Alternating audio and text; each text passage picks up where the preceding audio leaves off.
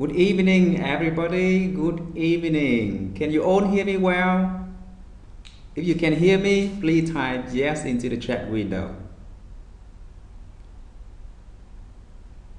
Okay, great. Look like we have a very good start. So I'm talking to you guys from our studio where we produce online materials, and we have very good internet connection from my end. So I hope that this online video conferencing will be very smooth, and we are gonna have no problem with the webcam and the sounds. All right. So as I have already told you in our face-to-face class, we are going to talk about mobile language teaching today, and as you can see on my slide now, the topic is mobile language learning in low resource contexts. This comes from research that I have been doing over the past 4 or 5 years on our mobile learning system in the Department of English. So in the talks, we look a little bit at the literature of mobile language teaching and learning, and then I will show you the data, quite positive about student perceptions, student performance, and also the kinds of materials that students enjoy when working on mobile platforms. Now, before we go further, I just have a very quick question. Do you ever use mobile apps to learn English? It can be Android apps or iOS, Apple apps. Very good. So look like a lot of you have already experienced installing apps for English language learning. Now, can you type into the chat windows what sorts of apps? Okay, give me some of the names of the apps that you really like for learning English, or possibly for teaching English. Okay, so Elsa. All right, so we have got two. Okay, yeah, Duolingo, Elsa, and Siri. T flat. Yeah. So it looks like a lot of you have already installed Elsa.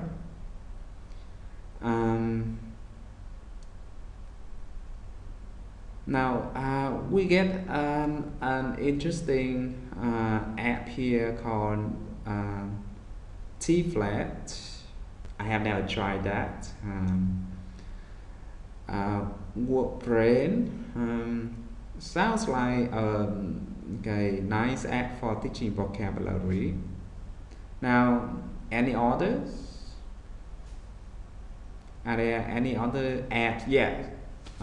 As language teachers, we surely need a good dictionary apps, and there are a lot of cool apps out there, like the Cambridge Dictionary apps or even the Webster Dictionary apps. They are all now available free, and I absolutely enjoy using them. Oh, so T-Flat is also a dictionary app.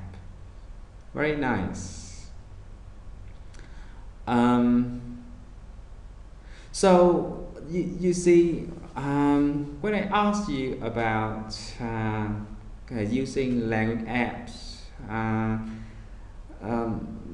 almost everybody has already got some experience, and if you raise these questions again in your English class, I'm pretty sure that you get similar responses. I mean, there will be always a lot of students raising their hand and saying that, well, I have tried this app for learning English. And so we are in an era where most of our students have mobile devices, and whether you use mobile devices in your teaching or not, your students are trying to find their own ways to make use of these devices. So it's important for us to understand the advantages and also as well as the disadvantages, pros and cons as always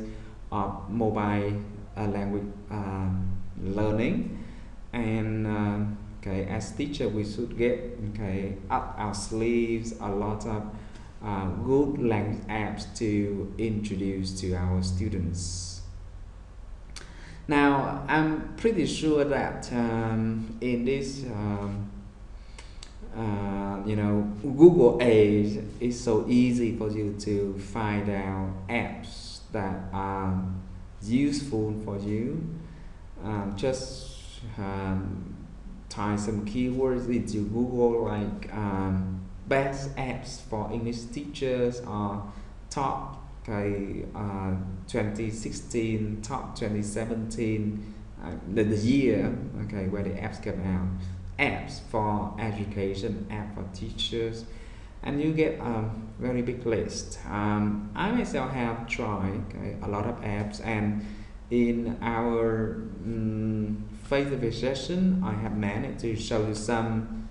My latest favorite is the Nearport, where we can have interactive lessons.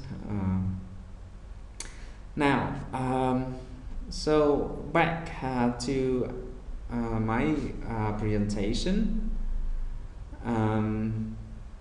The system is already familiar to you. We have the master course deployed inside the mobile learning system, so you are more or less familiar with the tools, with navigating around, and the way the system works. So our mobile learning system has been in use. I mean, it has been made mobile since the fall semester of 2012. Before that, it was an e-learning platform. It was built previously only for desktop screen. So if you try to access it from your mobile phone in before 2012, you can still see the contents, but it's not mobile friendly. It's very hard for you to read the text, and the controls, the designs, all those things are not built for mobile devices. But starting from 2012, we update a lot of things. We update the server, we update the code, and we design the theme of the system so that you have responsive design. By responsive, I mean the contents display very nice on mobile platforms, whereas on even very big TV screens. Right. So a little bit about the system. Now, right now, I get the report from the system that there are 306 courses. Of course, a lot of those courses are still in development, and some courses are even empty. But right now we have 20 courses for teacher training programs that are fully developed and has a lot of good contents. Now our MA TESOL course in the system is also one of those that are being developed, not fully developed yet. Now, if you want to see more courses in the system, I would recommend you to log into the system using the demo account. The username I'm learning and the password as you see on the screen is demos-2015. With this demo account, you see a lot more courses and different learning activities. All right. With your current username, you can only see the Open University Master in TESOL course.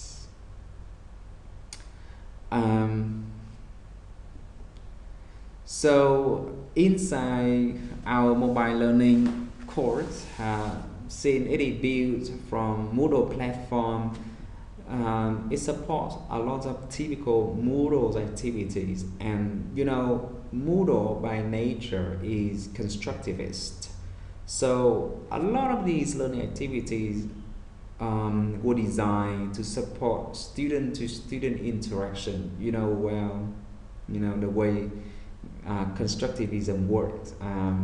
Students need to interact with each other, and the belief is that they learn better from their friends.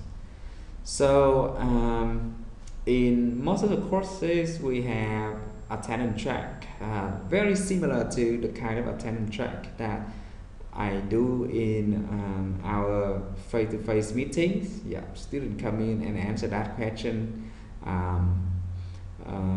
Do you come to class on time today, right? And the glossary activities, I try to show you one or twice already. It's especially useful for topics that students have to do a lot of readings and they have a lot of new concepts. So instead of explaining the concepts one by one, you just make a list of the concepts that students need to explore themselves and ask them to Google those concepts, or read the reading that you provide and then summarize their understanding, explaining the concepts in a glossary.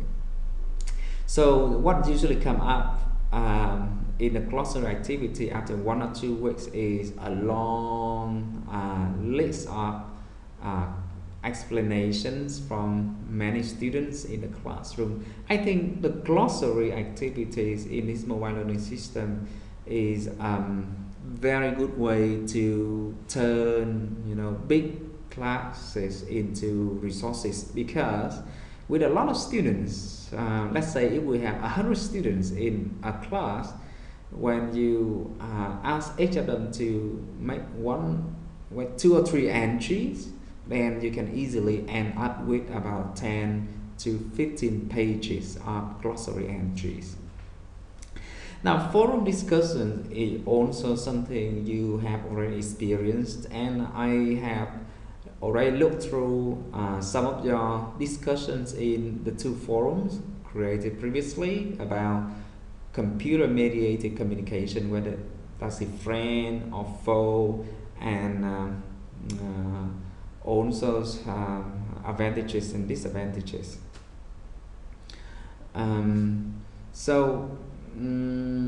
Forum discussions used extensively in the courses that we get data from this system. We also have video tutorials, video presentation. We will see a lot of them if you look at our demo account.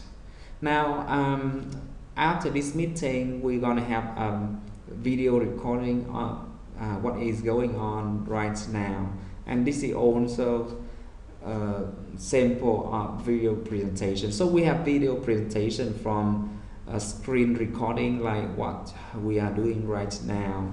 We also have a screen recording without the teacher talking, because sometimes internet connection is too slow. We need to switch off the webcam.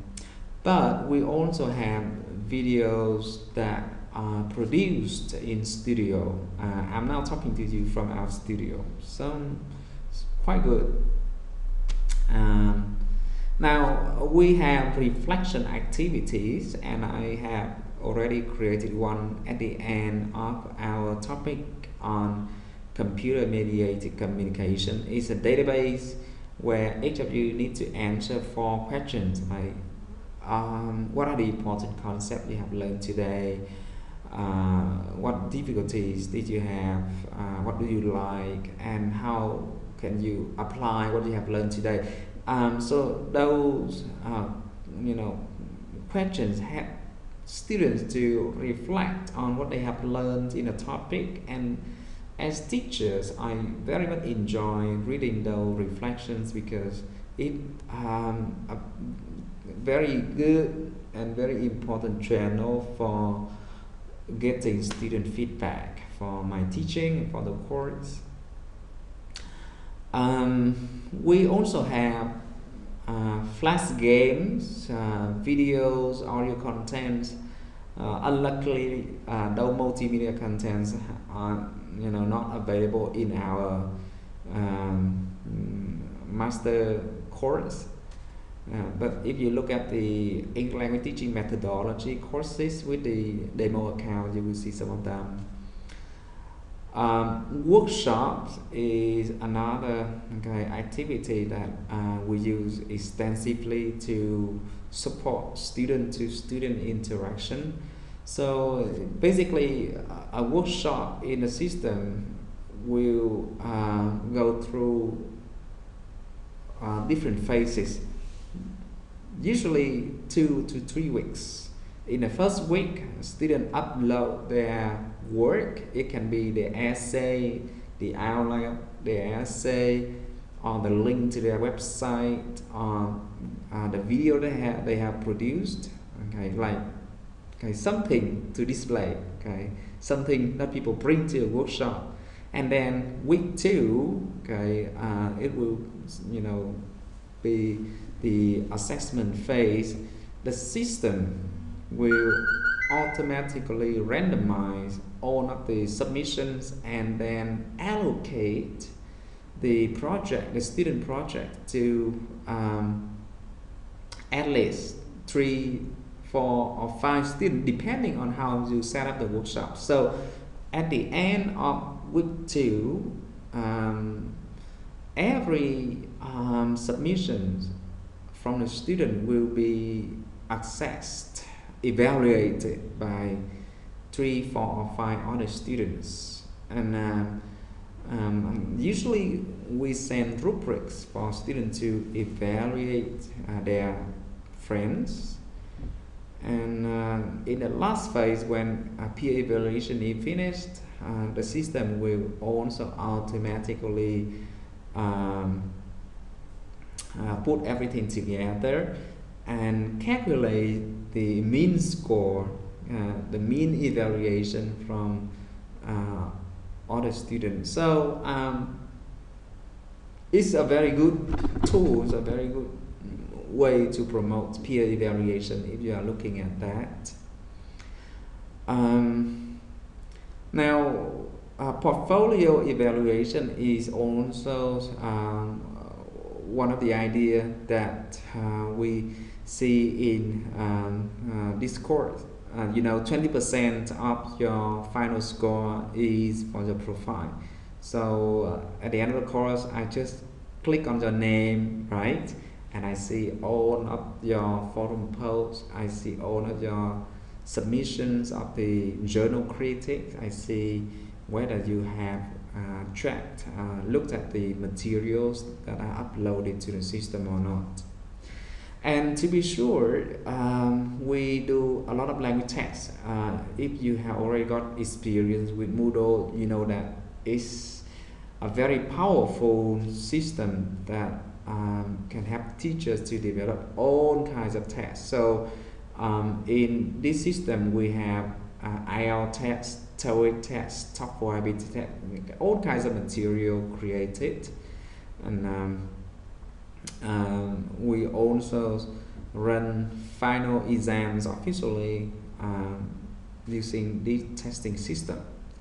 Okay, so these are some of the typical activities that we use, and this is just some of the highlights. There are other activities that we do not use so regularly, but the data that you are going to look at typically center around these learning activities. Now, so when we first started to deploy the mobile learning platform, one key questions arose at that time is the facilities. Yes.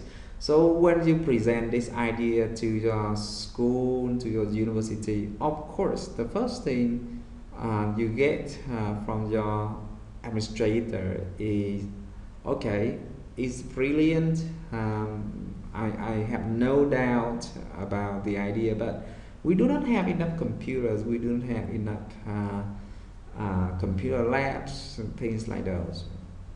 Now, we had only one computer lab at that time, but we also decided to look at the devices that students bring to the classroom. At that time in 2012, I mean, there were not so many smartphones in classroom as we see today, but there was already a lot of laptops. Now 5 years ago, okay, there was a lot of laptops already. So we started with laptops when we also encouraged students to bring smartphones or iPads. Okay? Now we also look at statistics about the digital development in Vietnam, and I'm very happy to show you the data that I just got from We Are the Socials. As you see on the screen, Vietnam has enjoyed very rapid growth in internet penetration. So at the beginning of this year, the official internet penetration in Vietnam is 35%. So more than half of the populations use the internet, and the cool thing is that from those people who use the internet, the majority of them, 87%, use the internet every day. Wow. Okay, that's mind blowing, right? So lots of Vietnamese using internet, intensively. And the good news, if you want to do mobile learning for your school or for the classroom, is that 72% of the adult populations own smartphone. Yes, 72%. If you zoom this into the portions of young people at college age or in high school, let's say from 15 to 25, I'm pretty sure that this ratio is even higher. Okay, so that's a little bit about the context of the system and the context of the digital of our country, and I try to bring you the latest statistic. But if you have access to We Are the Social site and download the reports from previous year, you see very impressive development, very impressive growth. Now, just a little check. I've been talking a lot. Do you have any questions or comments about the mobile learning system that I have been talking about and the context? Any questions or comment at all? Um, okay, so no question. Now, if you have question, do not hesitate to put that into our chat windows, or you can always raise your hands. All right. Now, just to make sure that you are still there, everybody, can you show me happy faces in the lab panel? I just want to know that you are still with me. All right, great. Thank you very much. So we are doing okay. Happy faces are showing up. Thank you.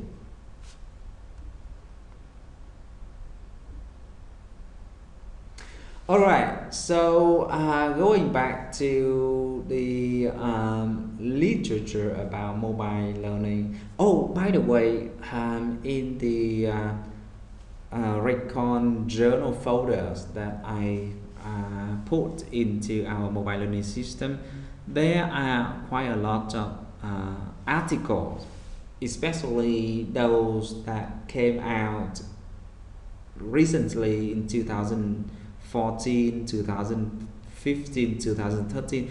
There was quite a lot of articles that investigate the use of mobile phone, of Android or iOS apps in the language classroom. So you should have a look at that journal if you are interested in going mobile. Now, so from the literature, we know that mobile learning can help schools to lower the training costs, and I think there is no evidence against this. We can check this easily anywhere. If you go to edumon.vn or kina.vn, you know the price of an online course, right? Usually it's about 200,000 to 500,000 Vietnamese dollars. Now, just 2 or 3 weeks ago, I bought an online course from Edumon. It's a course that teaches people to develop Android apps, and that's exactly what I want to I want to learn. As part of my learning curve. The key thing is, if I want to do such a course like developing an Android app in an ICT center, it will cost me about 10 times that much. All right, so I got this account from Edumon for only about 300,000 dollars. But if I go to an ICT center, it will cost me at least 3 million or even 5 million or even more, and I'm not so sure about what I get. Why? In the online system, okay, I can be sure about the prestige of the teacher, and I can see the numbers of content, I mean the videos that I'm gonna get, and the links to download projects. Quite cool. So most of schools around the world look at mobile learning, look at using student mobile devices as a solution to cut the training cost. We have already discussed in our class the idea that multimedia content delivery and creation options are enhanced when we use technology, especially with mobile devices, right? The student can watch YouTube videos easily. They can listen to podcasts easily, they can play games easily. Now all of the multimedia content enhance their learning engagement. Um, Now mobile learning together with other platforms like e-learning and online learning cater for continuous situated learning support. This is very similar to individualization of learning that we discussed in our class yesterday. With your own device, you can watch a tutorial at your own pace. And when I give you the link to Recon journal, there are hundreds of journals, so you can select the reading materials or the journals that is relevant to your master thesis, relevant to your taste. You see, that's very good. That's very good way of individualizing the learning experience.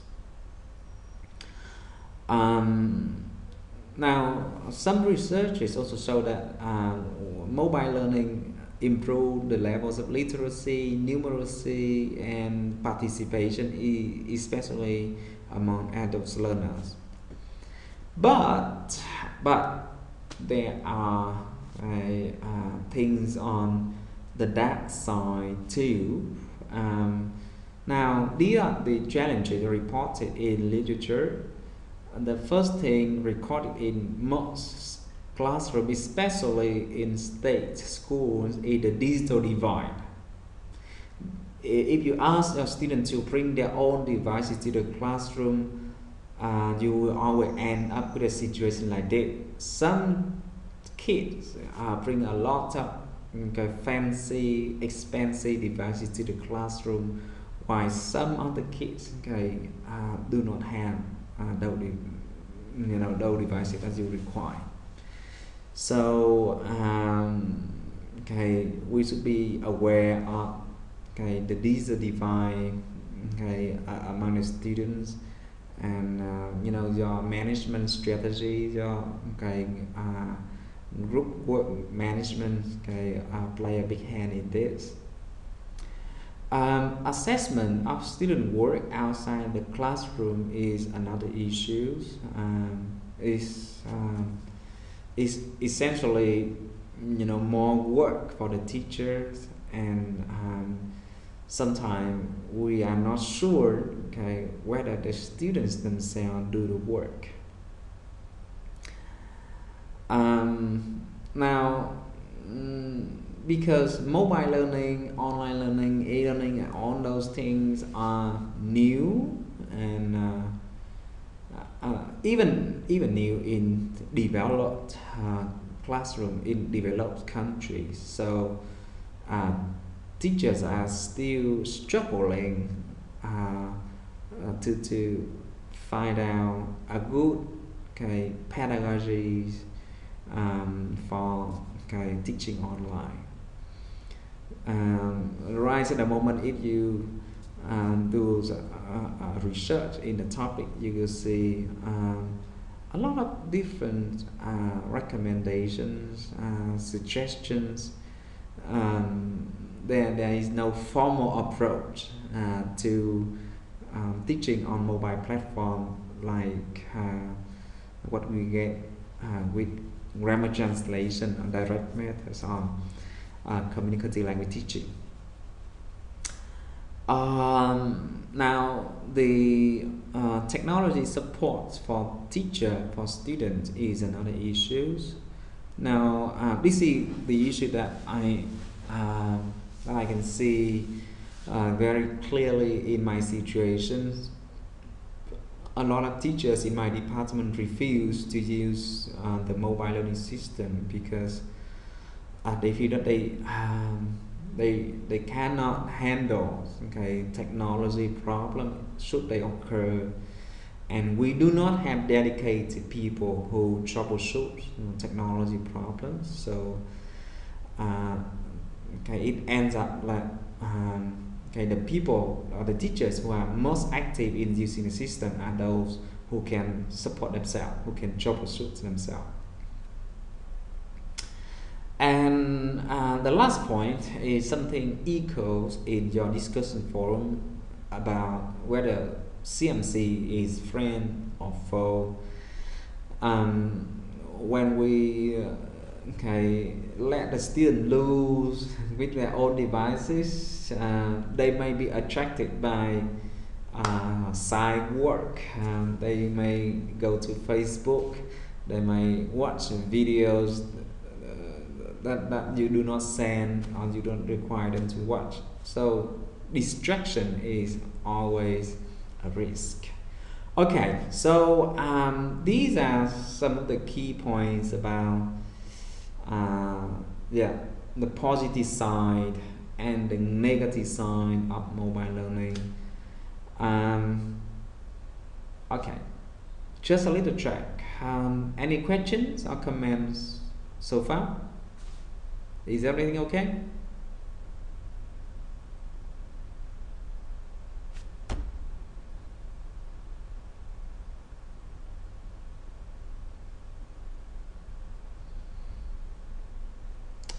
Okay, thank you. Yeah, sometimes you need to give me some responses.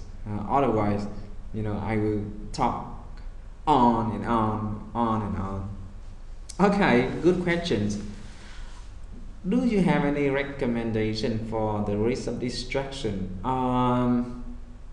This is hard, okay, and this brings us to the issues of pedagogy. How? Okay, so I put my microphone nearer to my mouth. Do I sound clearer now, Chang? I hope I sound much better. Okay, so if we want to reduce the risk of distraction now, my advice is number one, try to use management system for student devices. For example, when I bring my students to our computer labs, we use the Net of School system. Well, let me put that name there for you, because some of you may not know it. So Net of School is a system that helps you to control the students' computers. Sometimes I just show all the students' thumbnails screen on to my screen, and when the students see that, I can see what is happening on their computer screen. They will think twice about whether they want to do side work or not. And sometimes when I want my student to concentrate on my presentation, not on the computer screen, I can use Net of School to blacken all of the screen with one click. Okay, so if you use computer lab in school, a lab management system like Net of School, there are a lot of other systems that can do the same thing, will be very useful. Another system that is now promoted a lot is called Smart Class. Now, Smart Class can be installed on student mobile phone, and it can also help you to control students' mobile screen if they allow you to do so. All right. So any other questions?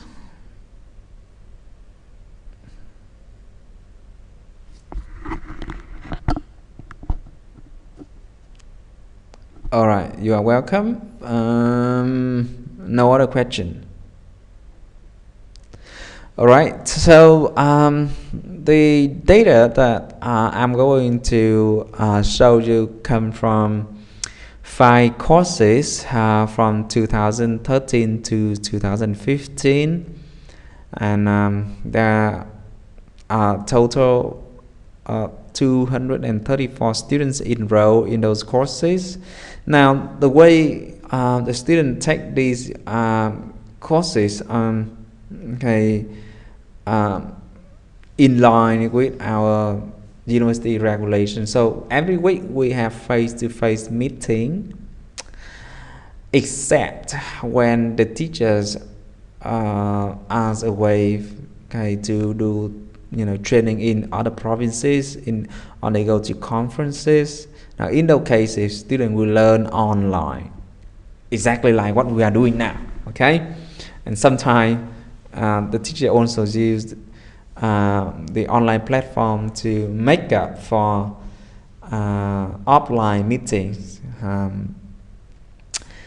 So usually 2 class hours of face-to-face meetings every week, with some of the meeting move to completely online now and then, like what we are doing.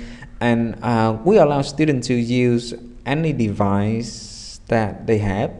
So they can use laptops, desktops, or mobile phones.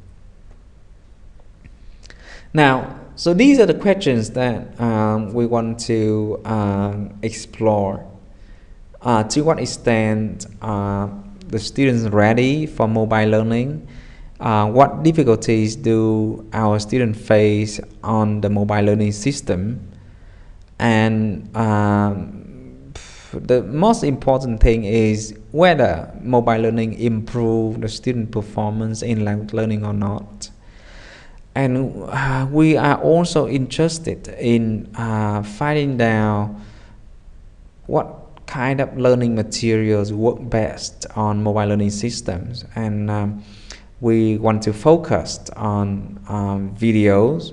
So we want to know whether adding videos, especially the videos that we produce in our studio, affect the course dedication, and what kind of video do students like. For example, if I upload the video recording of our meeting today, do students like it? Now, so the data were collected from the questionnaires in the system. Now, this system itself has a module that help teacher to create questionnaires where students can just put in their answers anonymously. We also analyze the server's log to measure student dedication to the course. So surveys before the courses start, and surveys after the courses to see how student perceptions have changed. Now, so these are some of the interesting things in terms of devices that students use to access course contents. Until 2015, so 2 years ago. Now, I'm sure that if we run these studies again this year, it's going to change a lot. So 66% of the students own smartphone, 14% own tablet, and the majority of all the students have desktop or laptop. And when we ask our students, before they take courses in our learning system, whether they have used smartphone or tablet for language learning before, 33% of the students say no, and 67% of the students say yes. Now, what does it mean for us? Now, this is quite interesting, isn't it? It means before the student get into the mobile learning system, they already try, okay, one way or another to make use of their mobile devices for their learning. So this is an important thing for teachers. Whether the teachers allow students, give students opportunity to use their mobile devices or not, they are trying to do that for themselves. Now, then we give them, the questionnaires on a Likert scales to find out the purposes of using their smartphones. As you see in this radar chart, now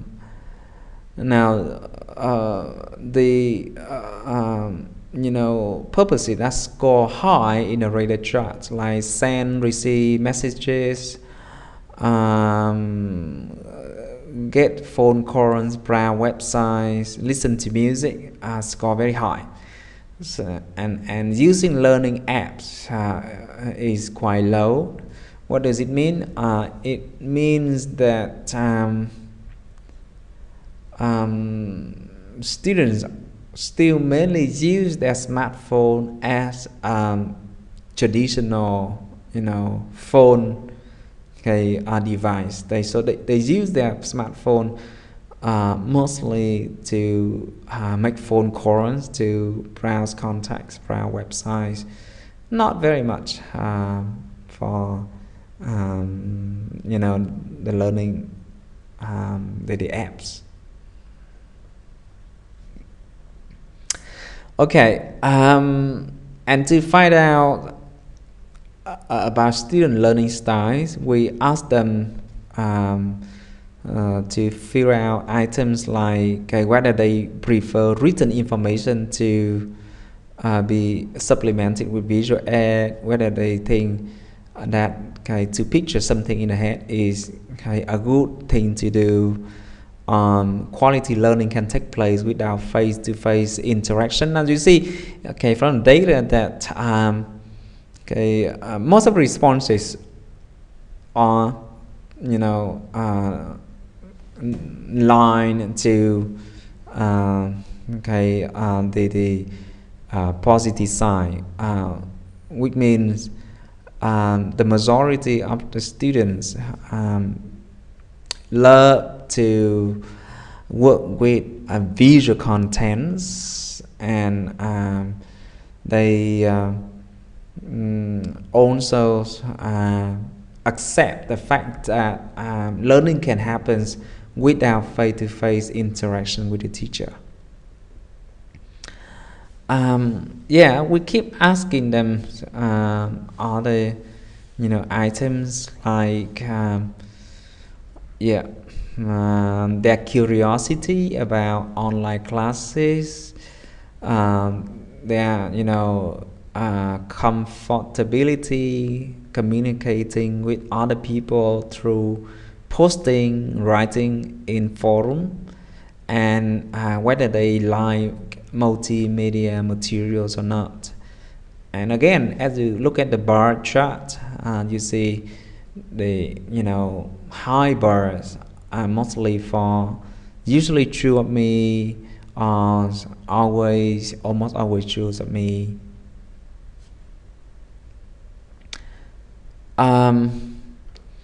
Now, so then we also ask students to answer open questions about the challenges that they face in the system. A lot of them complain about slow internet connection. Now, internet connection of our university has improved a lot during the past 2 or 3 years. And we have moved the server into the university campus, so it's much better. And I think that if you log into the system now, you do not have a lot of problem with the connection, but that used to be an issue. And if you do a platform like this for the school, the first thing you need to think about right away is whether you have good internet connection or not. That's very, very important. Quite a lot of students complain about reading too much on laptop or on mobile devices screen. It's tiring for the eye, and I think with these mobile platform, just like other online platform, it's very easy for teacher to put reading materials into the system. So when I want to put the record journal into our system, I just copy the link and paste there, right? And then I just get the book chapters on CMC and put that into the system. It's so easy for teachers to put in a lot of reading material, so it can be a lot of work, for those who are not familiar, with it, those who cannot do speed reading, those who always try to cover everything that the teachers present. I think gradually students need to understand that there are a lot of things in a learning system, and individualization means that they can choose to focus their time on the materials that suit their learning styles best, right? So by the way, I have a question for you guys. Can you tell me some types of learners, language learner that you know? For example, some language learner always learn better with pictures, with visual aid. So what do we call them? We call them the visual learners. Yes, kinesthetic learners are those who love to jump around, play games, and make noises in the classroom. Auditory learners are those who enjoy listening. I think that's what we are doing now. You listen to me, lecturing. And there's always learner who enjoys reading quietly, and then reflecting. There are a lot of ways we can use to describe learner. Thank you for your responses. So oral learner, tactile learners, kinesthetic learner, auditory learners, visual learners. So the beauty of the learning system like what we are using is that there are videos for visual learners, there are audio lectures for auditory learners. I'm sorry, there's nothing for kinesthetic learners yet. And there are also reading materials for people who enjoy learning by reading.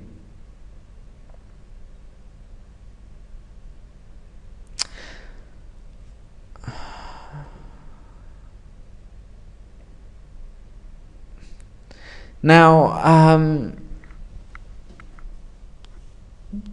this is another issues that we have. Some students complain about the learning style. They say that the mobile learning system is something so new to them, and they are not familiar with it.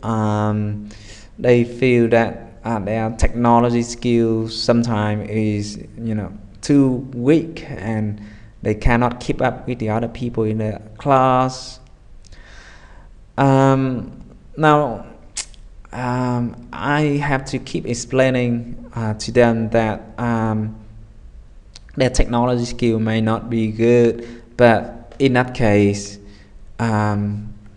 it's important to identify the issues and try to improve it, because typing skills or the ability to work with tools in these systems, the the important skills that modern schools need, that company they are going to work for need. So if they are not so new and they are not so familiar with this kind of learning, or if they are weak in computer skills, it's good for them anyway, because the system give them a good reason, motivations to improve their technology skills. Yeah. Oh, that's true.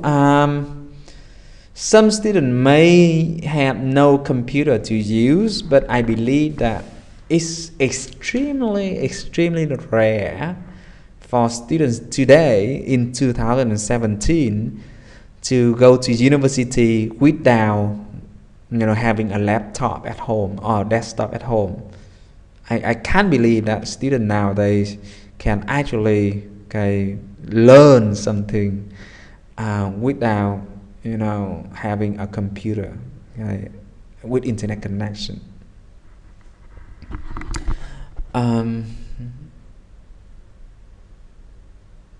Yeah, that's true. There are still some, but you know why there are still some students who do not have computers? You know why? Just because there are a lot of teachers now that are teaching in traditional ways. We do not require students to do anything with the computers. They have no chances, no opportunities to do classwork with the computer. You see, if there are a lot of other teachers who use online system to ask students to work online, they need to equip themselves with computers. Computers are so cheap now. With $3 or $4 million now, you can buy a decent brand new laptop. So I think if the teachers organize learning activities that require the use of computer, very soon you will see all of them come to the class with computers.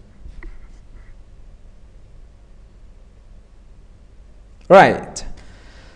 So when we ask students to grade the efficiencies of this mobile learning system, you see, very positive. I think because a lot of them experience this system for the first time, and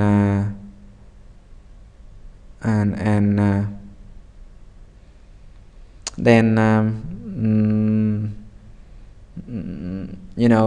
they appreciate this learning experience, and I think they are happy for a very simple reason.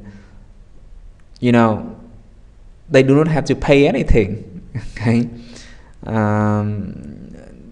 Everything is provided for them free. Just like in other state university, we are not allowed to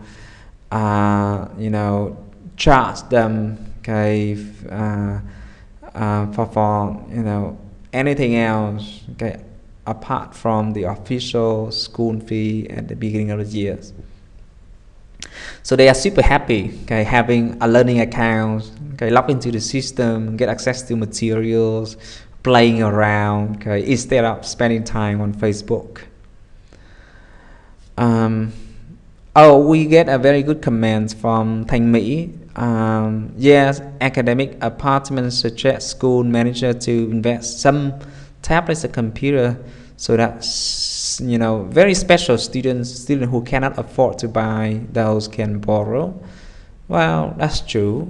I think that's a good solution too. Now, when we ask students further about the um, the things that they appreciate from the system, then a lot of students say that the GOFD system helped them to develop the 4 C's that we discussed in our class yesterday. Yeah, collaboration, communication, critical thinking. And generally speaking, students believe that mobile learning is more efficient in helping them to build knowledge. At least it helps them to build knowledge better. There are a variety of learning activities, and as we have already discussed in our face-to-face class, a lot of these activities cannot be organized in traditional face-to-face meeting. We need to resort to online system, like the glossary activities, like the workshop, or like the choice of reading materials. In a traditional setting, I cannot give you so many different articles that you can choose from to read in our journal critic, right? And they also appreciate the less time spent on preparation chores. So of course, when using this mobile learning system, we do not ask students to make photocopies of textbooks. Documents, reading materials are uploaded to the system, and whenever they log into the system, they see all of the links, all of the materials laid out, organized into topics. So after 3 months, 4 months, or even after 1 or 2 years, if they log back into their account, into their course, everything's exactly the way they see in the first place. It's not like in traditional setting when you make a photocopy of book, right? After 6 months or 1 year, usually you will not be able to find them.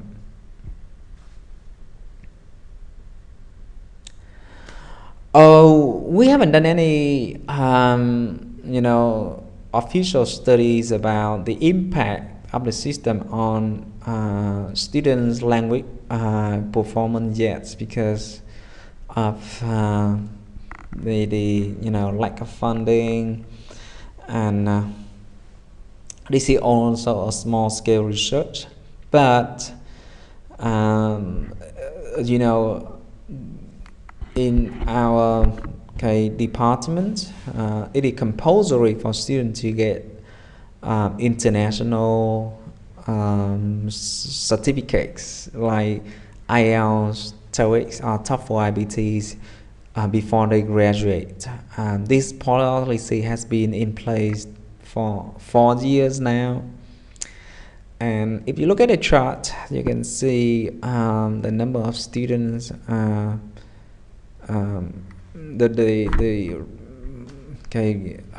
proportions of people who earn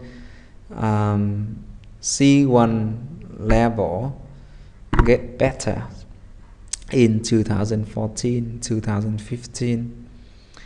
Now C1.1 is equal to IELTS 6, TOEIC 800. C1.2 is TOEIC 825,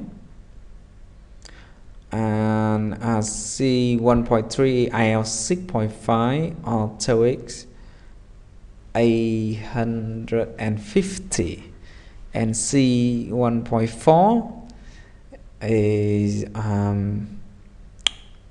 IELTS 7 and above or TOEIC 900 and above.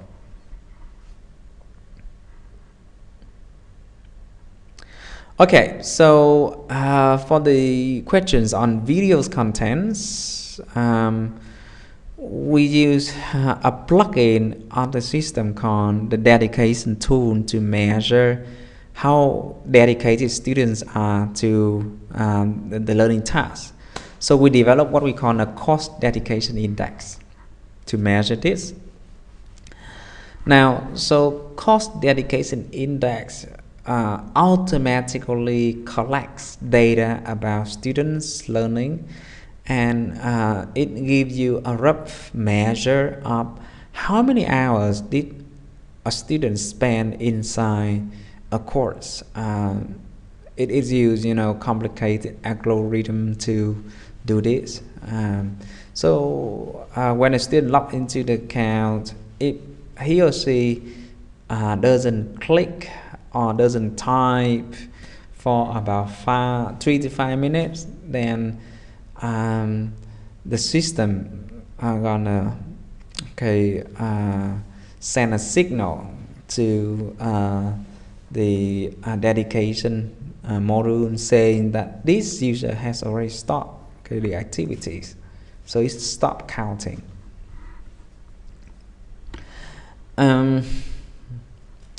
Now, so in one of the experiments that we do, we compare two classes. The red line represents classes that have no video contents embedded into the mobile courses, and classes with videos are represented in blue. So for the first 5 weeks, students work with the same content, exactly the same content.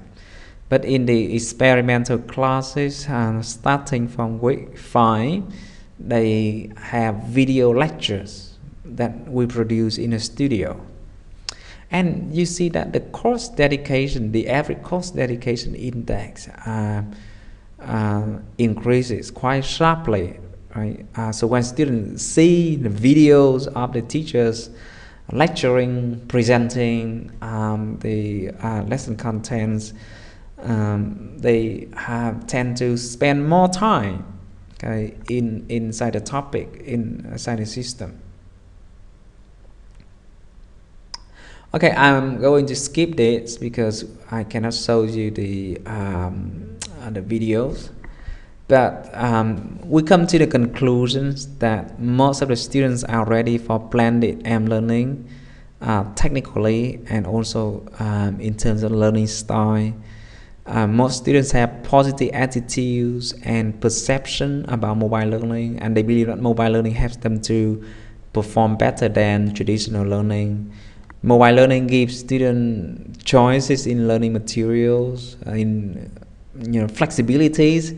Like right now, we have 23 students, and about 10 students are absent today. Maybe they are having night classes, or they are having other things to do. But I will upload this meeting to YouTube, and that's an evidence of how flexible this learning mode is for everybody. And this is also a characteristic of the 21st century work environment. But there are also problems, and many of the problems are already described in the mobile learning literature that we discussed in the beginning. I think the slow internet connection is something that quite rare, not described in the literature yet, because most of the other researches published was done in environment where people enjoy very good internet connection. Now, if you have to build online courses, don't forget videos. Okay, videos are the key substance that build an online course. If you merely upload materials, reading materials, or create forums, it's just like a website. Okay, instead of googling for the materials, students go to your website. So the video contents are important. And if you go to Coursera, Udemy, edX, Kina, Edumon now, you see all of those courses centers around videos. And that's why for the final project of this master course, I asked you to do some preparation work, okay, for video production. It can be very simple, okay, videos. If you use your own laptops and record, okay, your presentation, but videos, okay, essential for online courses. Now, these are our recommendations for educations around Vietnam. To begin with, instead of investing a lot of money in buying computers, buying labs, buying expensive hardware, schools should spend money on improving the internet connection, the quality of internet connection. Make sure that students have good Wi-Fi everywhere. Then, teacher will bring laptops to classroom to teach. Students can also bring laptops to classroom to learn. Very similar to the setting that we enjoy in Đại học Mở Open University. You see, we do not need computer lab, just powerful internet connection. And students will perform better if they get formal training how to do successfully in online systems. And teachers are always very hard to train. You have seen so many outcries and loud protests against the ideas of the new Minister of Education about getting rid of permanent payroll for the teachers. See how loudly teachers protest against it. So changing teachers are hard unless it comes from a policy. So that's the problem I have now in my department too, because I can only encourage teachers to teach in the system. I cannot force them. I cannot punish them for not teaching in the system. I'm not allowed to do that. This is not my private school. So if we have formal policies about online teaching and how to support teachers, it will happen much faster. And I believe that in private school they are doing this very well. In the University of Economics, when they have started self-financing, they are doing it very well too. They have formal policies about how they recognize online teaching and how they pay online teaching hours for the teachers. And lastly, if you have money of the school, instead of buying expensive hardware, ask them to invest some money in building video contents, because computer hardware get outdated very quickly, but good video contents last for years, even hundreds of years, if they are good. Okay, so that's the end of my presentation today. Is about mobile learning, and much of the ideas that I talked to you today come from our mobile learning system, and you yourself have experience with the system too. Now we have now about 10 minutes for questions and answers. Do you have any questions?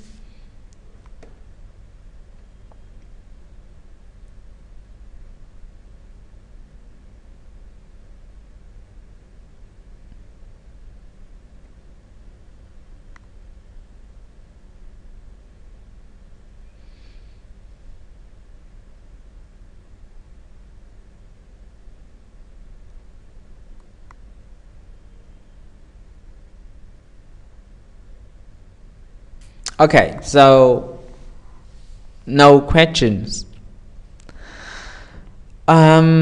Now, sorry guys, I need to say that next Saturday we may not be able to have the face-to-face meeting, and I'm so sorry to say this. I have just got scheduled for a very important meeting for Saturday next week. We surely meet face-to-face on Sunday morning, but I'm trying to see whether we can meet on Saturday afternoon. I will try to come back so that around noon time so that we can have the meeting in the afternoon. But anyway, I will email all of you about our schedule because I haven't got the official schedule for next Saturday yet.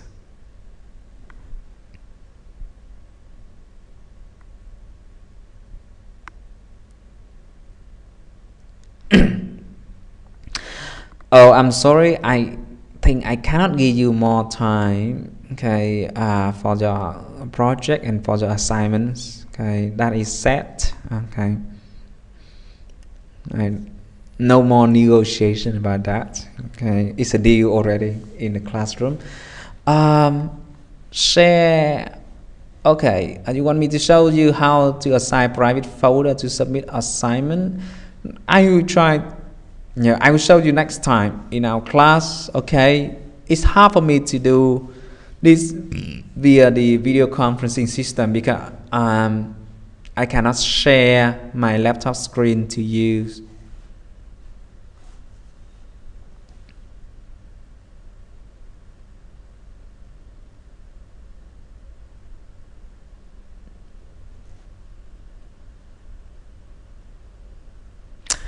Okay, so about the major essay,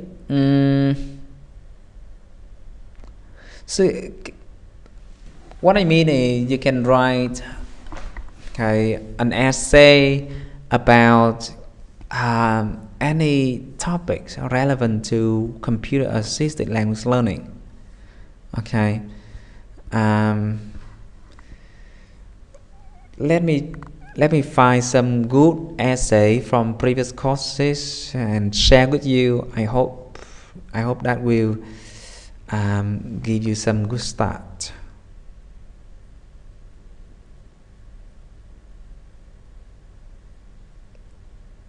Oh, you can definitely evaluate an ICT software, an ICT tool, or a website.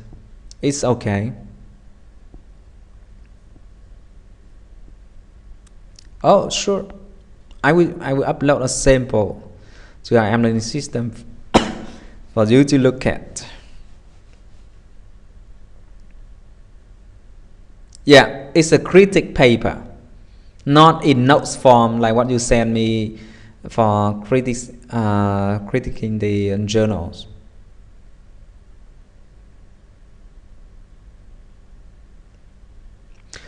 No, this is a formal critic. Formal layout. It is not like the journal critic. The journal critic is so simple, but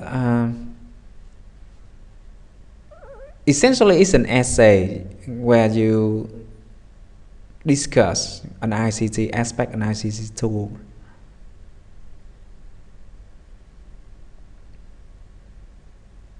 Yeah, the topic should be related to core.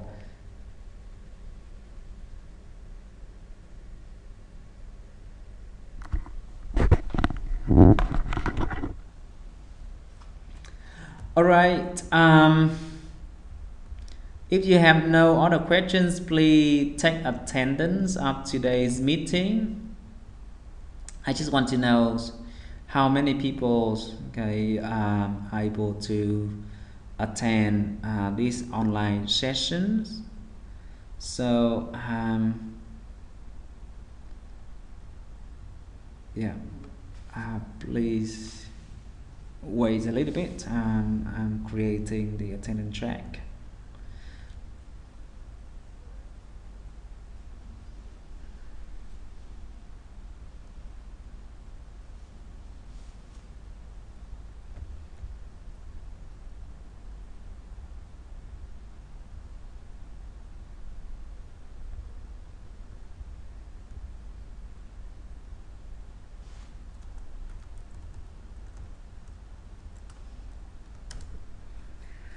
All right, so the attendance track for the online meetings is ready. Please take that, and then okay, we are ready to say goodbye.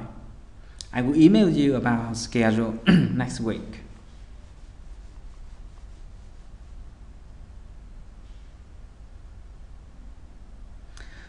So goodbye everybody. Thank you for spending time with me tonight. I hope you all have a great week ahead. Okay, good night.